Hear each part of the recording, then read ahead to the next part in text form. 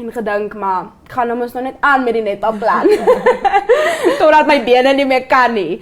En ek het toe besef dat daar soveel meer geleenthede is as sport. Dit hoef nie daar te eindig nie.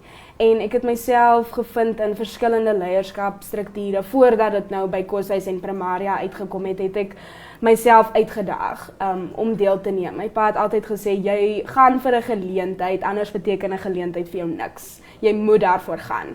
So ek het gegaan vir dit wat aanloklik gelyk het, redelik gemeenskapsdiens, meer in daai area van leierskap. En ja, en toe het ek natuurlik baie lief geraak vir my Koshuis sissies en wanneer jy lief raak vir mense, wil jy jou passie met hulle deel. En leierskap het toe gegroei, groter as sport gegroei binne my as 'n passie. En ek glo ook dat so die Here my gelei het na 'n groter doel op aarde. Ek het besef, maar ek wil lief wees vir hierdie mense, ek wil hulle lei, ek wil 'n voorbeeld stel, ek wil